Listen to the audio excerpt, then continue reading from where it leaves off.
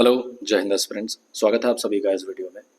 हम डिस्कस कर रहे हैं यूपीएसआई 2025 के लिए जो प्रीवियस ईयर क्वेश्चंस हैं, उन सभी क्वेश्चंस को हम डिस्कस कर रहे हैं, खास करके मूल विधि, संविधान और सामान्य ज्ञान के क्वेश्चंस को। बाइलिंगुअल हैं ये। इस सीरीज़ में मैं ऑलरेडी 3 वीडियोज़ अपलोड कर चुका हूँ। ये है पार्ट 4। चैनल को अगर अभी तक सब्सक्राइब नहीं किया है, कर लीजिए, अपने दोस्तों के साथ भी शेयर करिए ताकि आपके साथ साथ उनकी भी मदद हो। शुरू करते हैं। सबसे पहला क्वेश्चन, निम्नलिखित में से भूदान आंदोलन के अग्रणी कौन थे? Who of the following is the Pioneer of Bhoodan movement? Options हैं महात्मा गांधी, औरोबिंदो घोष, स्वामी विवेकानंद या फिर विनोबा भावे। सही उत्तर है ऑप्शन डी, विनोबा भावे। देखो, सन 1951 में इसकी शुरुआत की गई थी। आचार्य विनोबा भावे ने इसको शुरू किया था। क्वेश्चन ये भी पूछता है कहाँ से शुरू किया गया था, तो आंध्र प्रदेश का एक गांव है पोचमपल्ली, वहाँ से इसकी शुरुआत की गई है। अच्छा, की गई थी। और ये जो गांव है पोचमपल्ली, वर्तमान में ये आंध्र प्रदेश में ना होकर के तेलंगाना में स्थित है, तो ये चीज़ ध्यान रखिएगा। कई बार क्वेश्चन पूछता है कि कहाँ से शुरू हुआ था।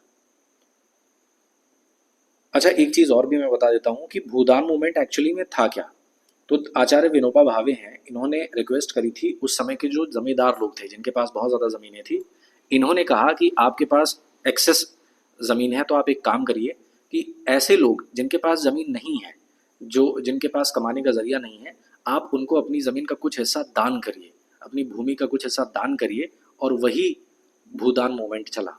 ठीक है, तो ध्यान रखिएगा।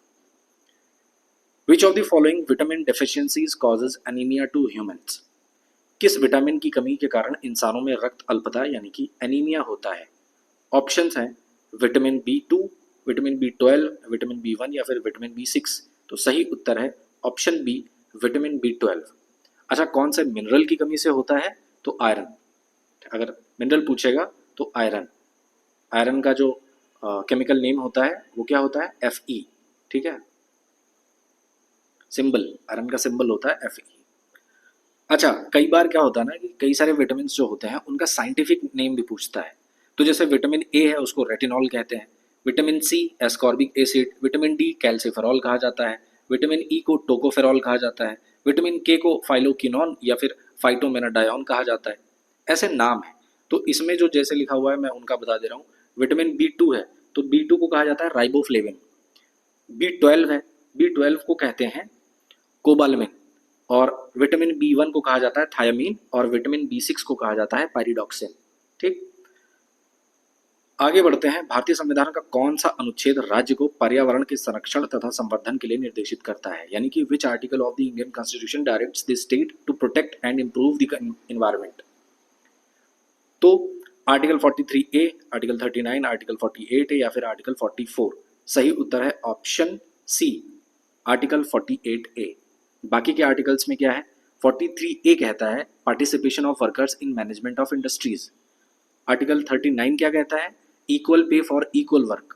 और आर्टिकल 44 किस बारे में बात करता है? Uniform civil code, UCC।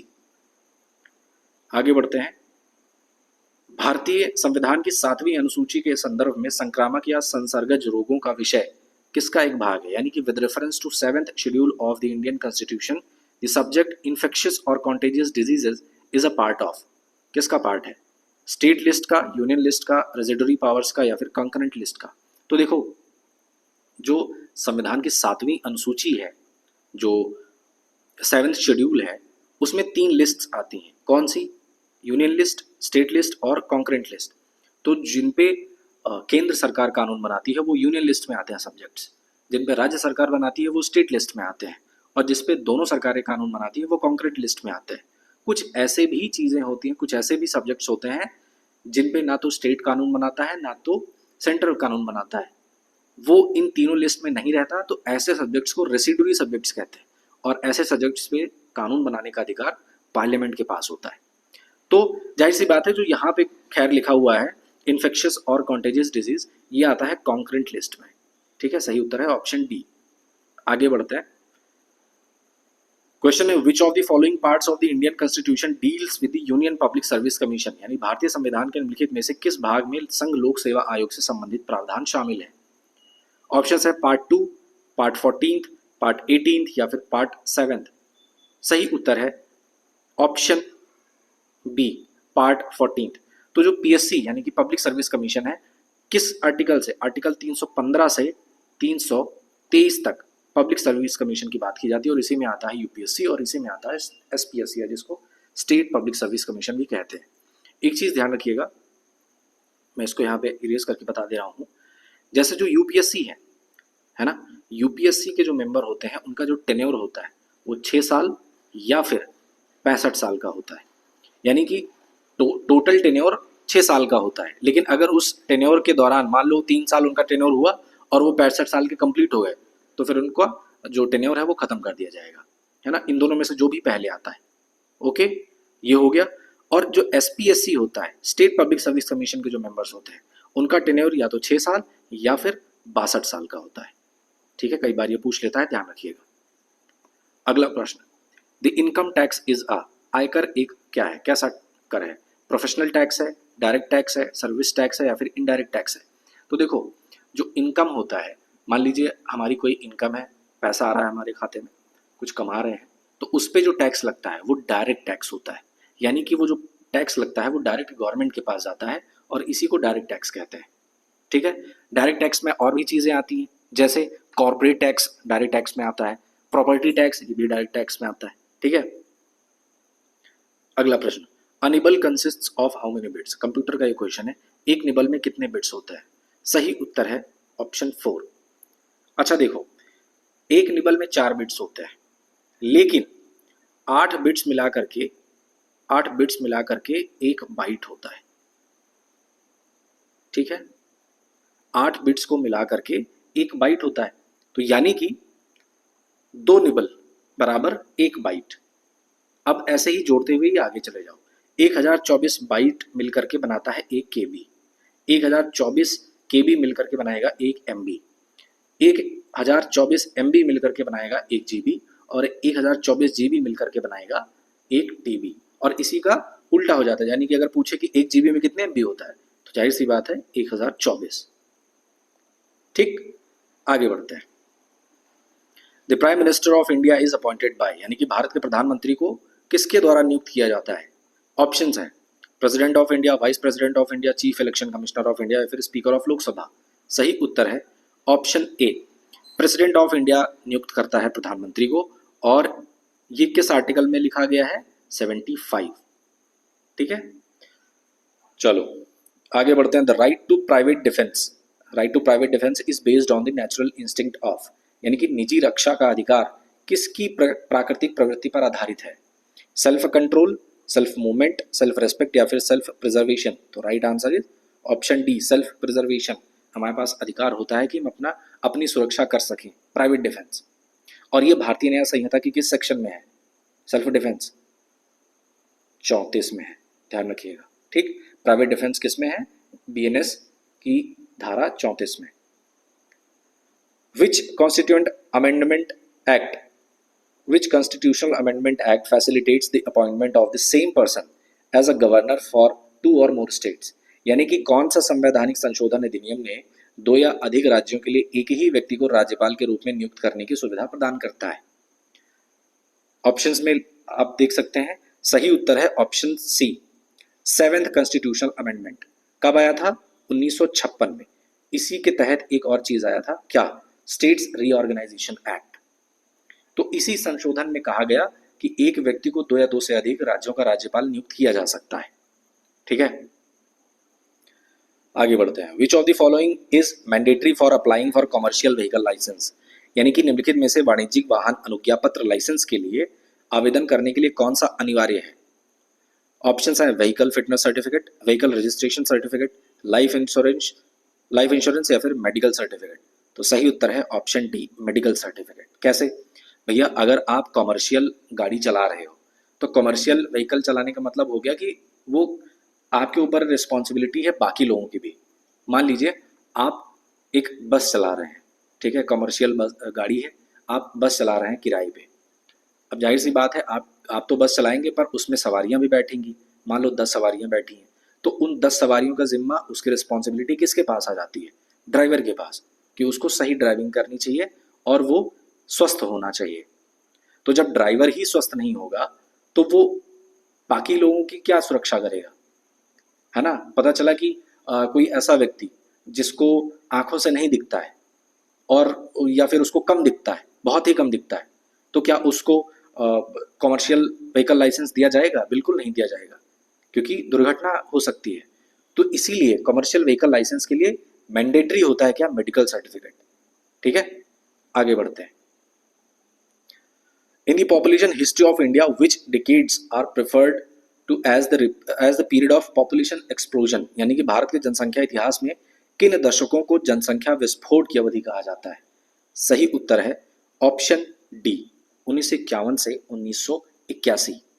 ऐसा हुआ क्यों था? कि उस समय हेल्थ सेक्टर में काफी सुधार हुए थे, मॉर्टेलिटी रेट कम हुआ था, तो इस वजह से पॉपुलेशन एक्सप्लोजन हुआ। ठीक है, पॉपुलेशन अचानक से तेजी से बहुत ज्यादा बढ़ी थी। अच्छा, पॉपुलेशन से रिलेटेड बात है तो कुछ इंपॉर्टेंट पॉइंट्स नोट कर लीजिए। जो सेंसस होता है ना, जनगणना, ये किसका सब्जेक्ट है? यूनियन लिस्ट में आता है। ठीक है, पहली बार जनगणना कब हुई थी? फर्स्ट, तो ये हुई थी 1881 में। और अगर पूछे पहली बार कास्ट बेस्ड सेंसस कब हुआ था, तो 1931 में। ठीक है, उस समय वायसरॉय कौन था? इरविन वायसरॉय था। आगे बढ़ते हैं। Who is the highest law officer in India? Bharat में सर्वोच्च कानून अधिकारी कौन होता है?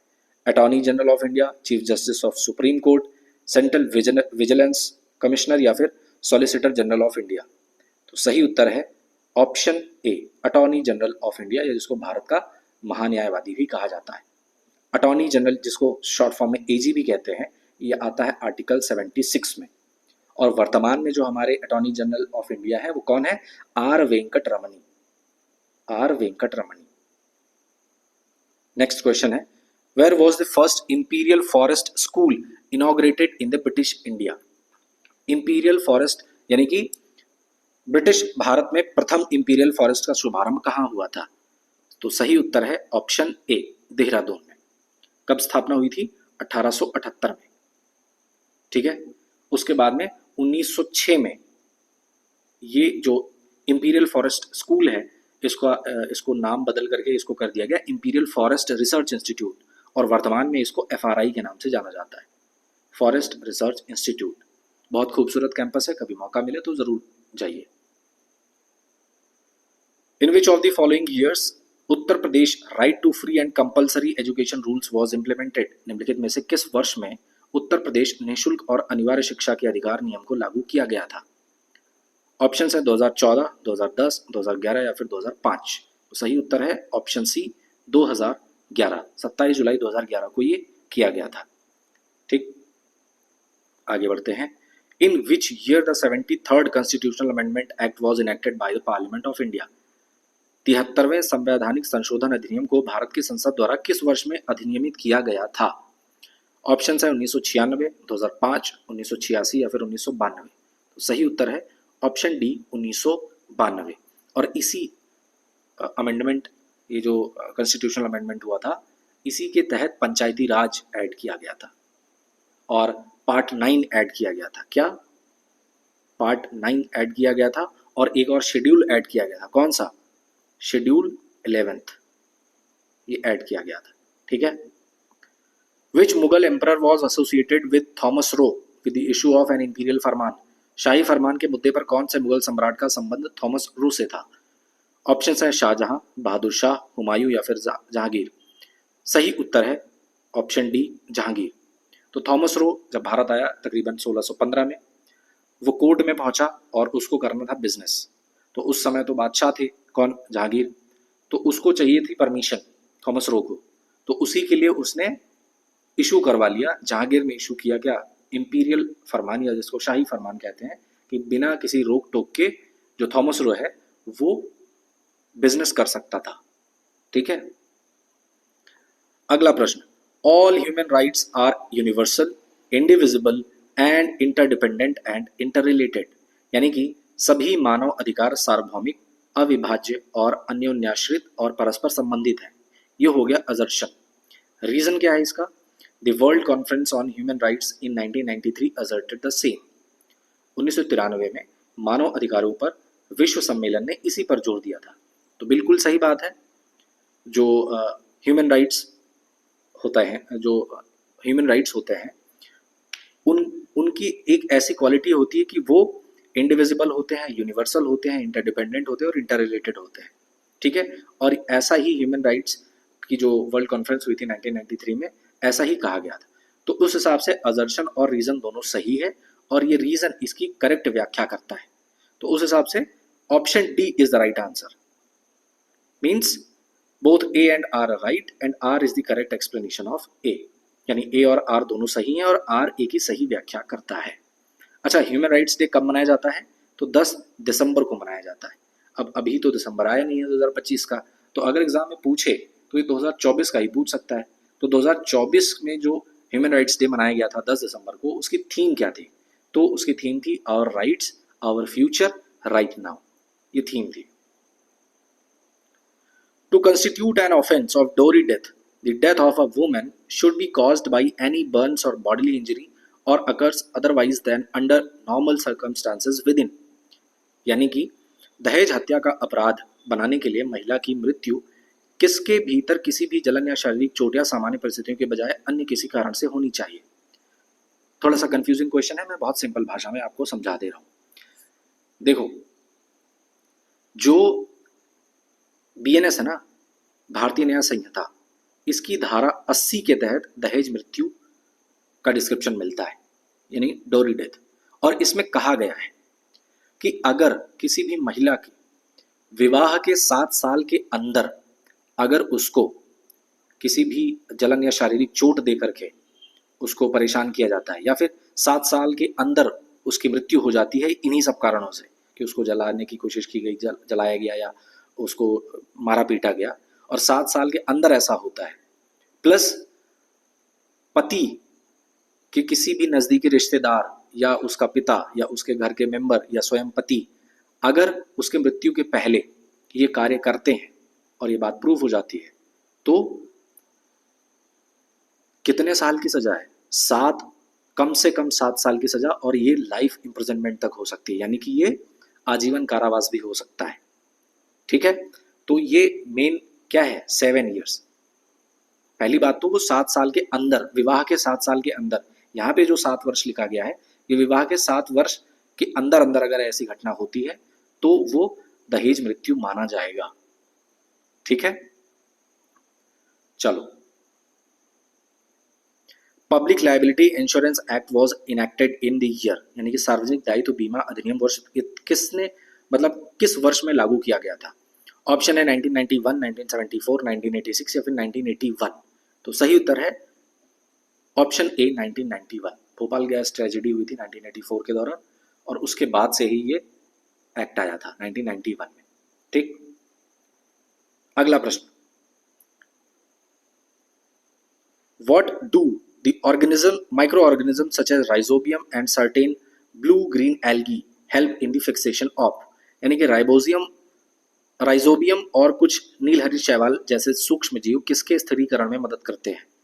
ऑप्शन है carbon dioxide, carbon monoxide, sulphur dioxide या फिर नाइट्रोजन। सही उत्तर है ऑप्शन डी, नाइट्रोजन। तो ये जो राइजोबियम होता है और ये ब्लू ग्रीन एल्गी होते हैं, ये मिट्टी में रह करके मिट्टी को फिल्टर करते हैं और नाइट्रोजन को फिक्स करते हैं, और वही नाइट्रोजन किसके काम आती है? पौधों के काम आती है। पौधों को प्रोटीन मिलता है, पौधों की लाइफ आगे बढ़ती है, ठीक है। तो ये जो राइजोबियम और ब्लू ग्रीन एल्गी है, ये किस में हेल्प करता है? नाइट्रोजन फिक्सेशन में, ओके।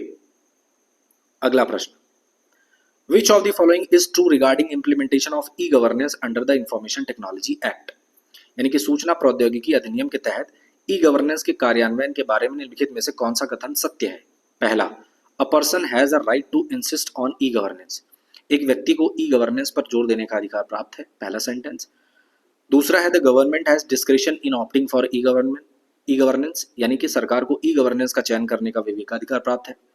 तीसरा है no one has the right to insist e governance, यानी कि शासन पर जोर देने का अधिकार किसी को नहीं है। अब पहली बात तो ये समझना है कि ई गवर्नेंस होता क्या है। तो सरकार अगर इलेक्ट्रॉनिक माध्यम से कोई सुविधा जनता को पहुंचा रही है तो वही ई गवर्नेंस होता है।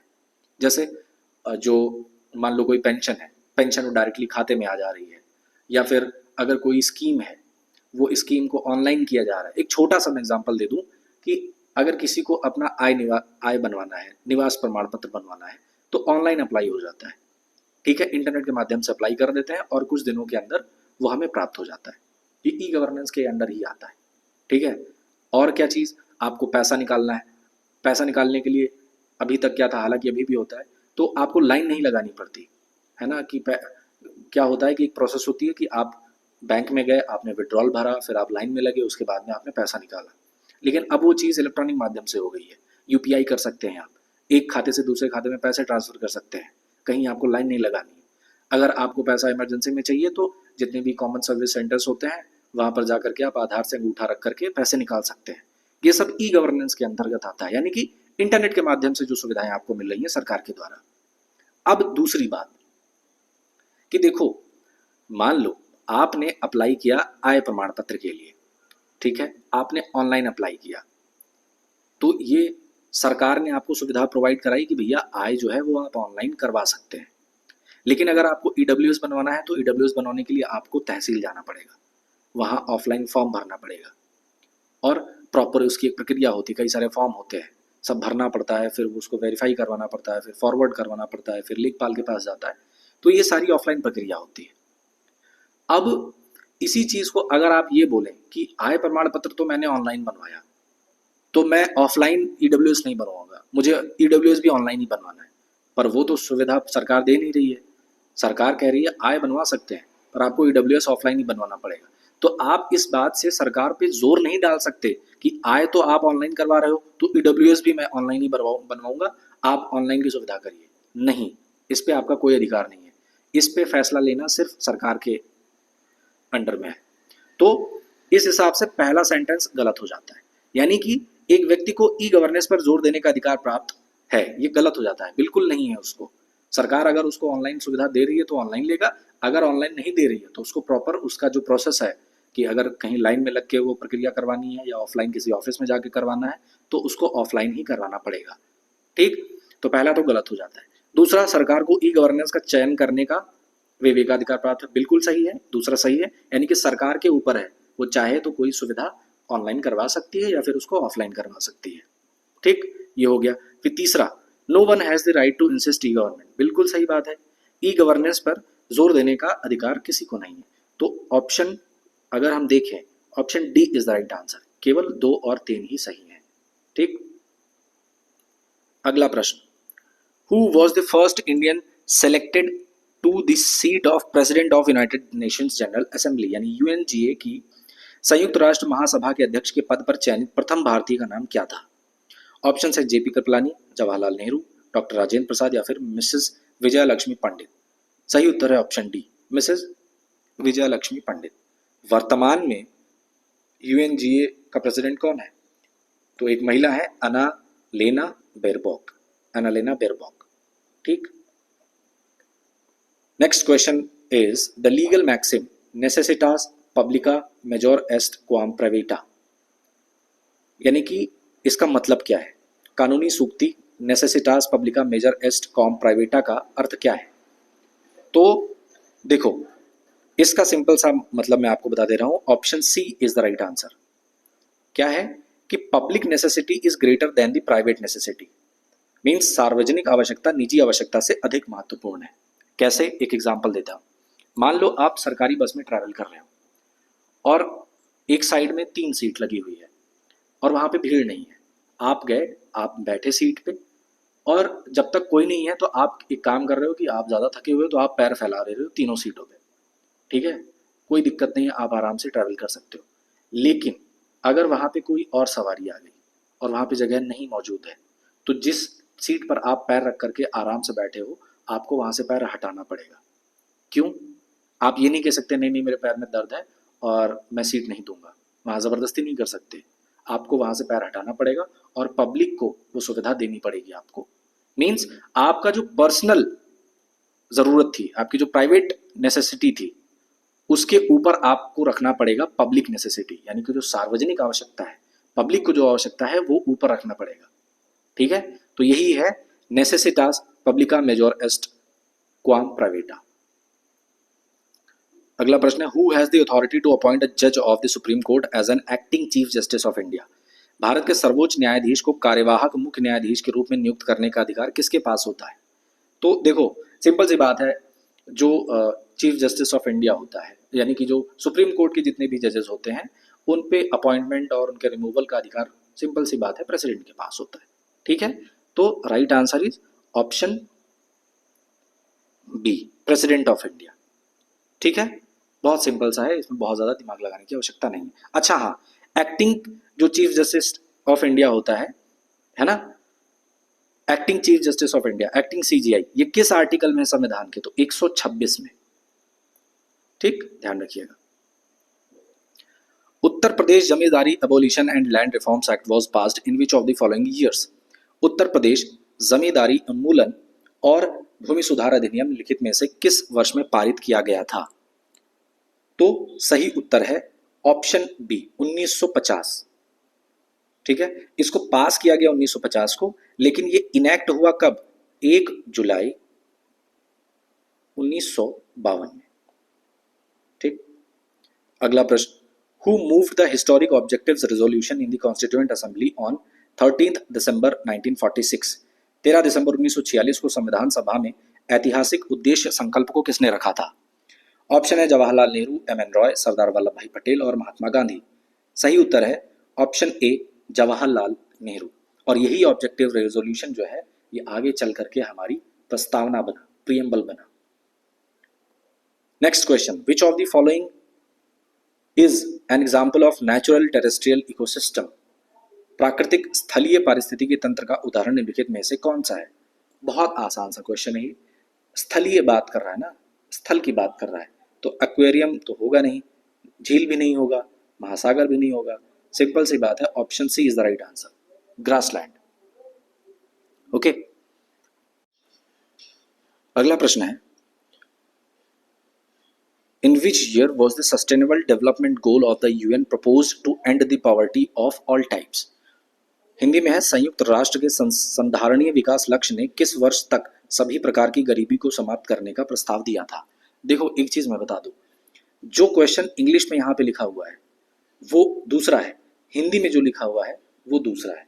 मैं दोनों का आंसर बता दे रहा हूँ। देखो इस क्वेश्चन के माध्यम से मैं आपको बताऊं, यूनाइटेड नेशंस ने प्रपोज किया था सस्टेनेबल डेवलपमेंट गोल, क्या? To end poverty. कब किया था? 2015 में ये टारगेट रखा था। और कब तक के लिए टारगेट रखा था? तो 2030 के लिए रखा था। ठीक है, तो यानी कि कब रखा? तो 2015 में रखा, ये पूछा गया है इंग्लिश वाले में। कब तक का टारगेट रखा? 2030 तक का टारगेट रखा, ये पूछा गया है हिंदी वाले में। ठीक है, तो option A is the right answer. ठीक,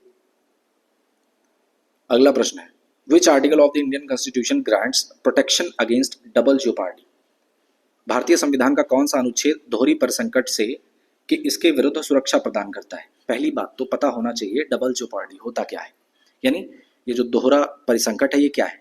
तो देखो संविधान में आर्टिकल 20, पहली बात तो इसका सही उत्तर है ऑप्शन बी, आर्टिकल 20, और उसमें भी आर्टिकल 20 का क्लॉज 2, इसमें कहा गया है कि किसी एक व्यक्ति को एक अपराध के लिए 2 बार सजा नहीं दी जा सकती। यही होता है डबल ज्योपार्डी। ठीक है, तो अगेंस्ट मतलब डबल ज्योपार्डी होता है कि एक अपराध के लिए 2 बार उसको सजा देना, ये डबल ज्योपार्डी होता है। और इसी डबल ज्योपार्डी के अगेंस्ट जो प्रोटेक्शन दिया जाता है वो हमें आर्टिकल 20 के क्लॉज 2 में दिया जाता है। ठीक है, तो ऐसे समझो कि किसी ने चोरी करी और उसको सजा सुनाई गई, अब वो सजा भोग करके आया, फिर पता चला पुलिस ने फिर से उसको अरेस्ट कर लिया कि तुमने चोरी करी थी, तो ये नहीं हो सकता क्योंकि वो ऑलरेडी उस क्राइम की, उस अपराध की सजा भुगत चुका है। Okay, who appoints the chief election commissioner of India? Bharat के मुख्य निर्वाचन आयुक्त की नियुक्ति कौन करता है? ऑप्शन है vice president of India, prime minister of India, president of India या फिर चीफ जस्टिस ऑफ इंडिया। सही उत्तर है option C, president of India. अब देखो इलेक्शन कमीशन की बात चल रही है, तो इलेक्शन कमीशन आर्टिकल 324 से 329 तक इलेक्शन कमीशन है। ठीक है, कौन सा पार्ट? पार्ट 15। ठीक है, चीफ इलेक्शन कमीशन का जो टेन्योर होता है, सॉरी चीफ इलेक्शन कमिश्नर का टेन्योर क्या होता है? 6 साल या फिर 65 साल। अच्छा, वर्तमान में कौन है चीफ इलेक्शन कमिश्नर? तो ज्ञानेश कुमार। अगला प्रश्न, export import bank of India was established in, यानी भारत में आयात निर्यात बैंक की स्थापना कब की गई थी? ये एक्सपोर्ट और इंपोर्ट जिसको शॉर्ट फॉर्म में एक्जिम बैंक कहा जाता है, ठीक है, एक्सपोर्ट और इंपोर्ट, एक्जिम बैंक, इसकी स्थापना कब की गई थी? तो सही उत्तर है ऑप्शन बी, 1982 में की गई थी। अगला प्रश्न, विच of the following agreements allows India and US have access to each other's designated military facilities for refueling and replenishment, यानी कि निम्नलिखित में से कौन सा समझौता भारत और अमेरिका को ईंधन भराई और पुनर्भरण के लिए एक दूसरे की निर्दिष्ट सैन्य सुविधाओं तक पहुंच प्रदान करता है? ऑप्शन है जिसोमिया या E2EE, लिमोआ या फिर कॉमकासा। तो सही उत्तर है ऑप्शन सी, लिमोआ। इसको क्या बोलते हैं? इसका फुल फॉर्म होता है logistics exchange memorandum of agreement, और ये साइन कब किया गया था? 2016 में साइन किया गया था। तो बेसिकली इसका मतलब ये होता है कि मान लो भारत और यूएस, तो इन दोनों के पास, मान लो कि भारत का कोई विमान है और यूएस पहुंचा और उसका फ्यूल खत्म होने को है, तो भारत क्या करेगा? यूएसए की जो मिलिट्री फैसिलिटीज हैं, मिलिट्री बेसिस हैं, वहां पे लैंडिंग करके वहां पे दोबारा फ्यूल डलवा सकता है, रिफ्यूलिंग करवा सकता है, उसकी मिलिट्री फैसिलिटीज को यूज कर सकता है। और यही सेम काम यूएसए भी कर सकता है भारत के मिलिट्री फैसिलिटीज को यूज करने के लिए। क्या यूज करने के लिए? रिफ्यूलिंग और रिप्लेनिशमेंट के लिए। और यही समझौता किस समझौते के अंतर्गत हुआ? लिमोआ। फुल फॉर्म दोबारा मैं बता दूं, logistics exchange memorandum of agreement, logistics exchange memorandum of agreement 2016 में साइन किया गया था। What is the centrally located distinct spherical structure within a cell is called? किसी कोशिका के भीतर केंद्र में स्थित विशिष्ट गोलाकार संरचना को क्या कहा जाता है? ऑप्शन है स्टोमेटा, साइटोप्लाज्म, न्यूक्लियस या फिर सेल मेम्ब्रेन। सही उत्तर है ऑप्शन सी, न्यूक्लियस। और ध्यान दीजिएगा एक और एक्स्ट्रा क्वेश्चन कि न्यूक्लियस का डिस्कवरी किसने किया था? रॉबर्ट ब्राउन ने किया था 1831 में। ठीक, आगे बढ़ते हैं। The penalty imposed by the Central Information Commission में extend to, केंद्रीय सूचना आयोग द्वारा लगाया गया जुर्माना कब तक बढ़ सकता है? मतलब कितने तक बढ़ सकता है? ऑप्शन है 250 रुपीज, 20,000 रुपीज, 25,000 रुपीज या फिर 30,000 रुपीज। तो सही उत्तर है ऑप्शन सी, 25,000 रुपीज। यानी कि अगर किसी अधिकारी से सूचना मांगी गई और वो सूचना उपलब्ध कराने में असफल रहता है तो उसके ऊपर 25,000 तक का जुर्माना लगाया जाता है, उसको फाइन देना पड़ता है। और ये कौन लगाता है? Chief information commissioner. ठीक है, अगला प्रश्न है, which schedule of the Indian constitution contains provisions regarding anti defection, या भारतीय संविधान की किस अनुसूची में दल बदल विरोधी कानून के प्रावधान शामिल है? ऑप्शंस हैं 10th schedule, 4th schedule, 9th schedule या फिर 7th शेड्यूल। तो सही उत्तर है ऑप्शन ए, 10th शेड्यूल। 10वीं अनुसूची में यह कहा गया कि दल बदल कानून के विरोध में ये बेसिकली 10th शेड्यूल ऐड किया गया। अच्छा, इसको ऐड कब किया गया था 10th शेड्यूल? तो संविधान का 52वां संशोधन 1985 में हुआ था, उसमें ये 10वीं अनुसूची को ऐड किया गया था। ठीक है, एंटी डिफेक्शन लॉ। अगला प्रश्न, establishment of an egalitarian social order was held as a basic structure of the constitution in the case of, यानी कि किस केस के मामले में एक समतावादी सामाजिक व्यवस्था की स्थापना को संविधान की मूल संरचना के रूप में माना गया था? अच्छा, बेसिक सी बात है, इसका मतलब ये है इगलिटेरियन सोशल ऑर्डर होता क्या है, पहली बात तो ये समझो। तो इगलिटेरियन सोशल ऑर्डर ये होता है कि सबको समान भाव से देखा जाए। किसी व्यक्ति, जो आर्टिकल 15 में कहा गया है ना कि किसी के साथ भेदभाव नहीं कर सकते आप, उसके जन्म, जाति, स्थान या उसके किसी भी चीज के बेस पे उसके साथ आप डिफरेंशिएशन नहीं कर सकते पब्लिक में। ठीक है, तो ये होता है आर्टिकल 15 और यही होता है इगलिटेरियन सोशल ऑर्डर।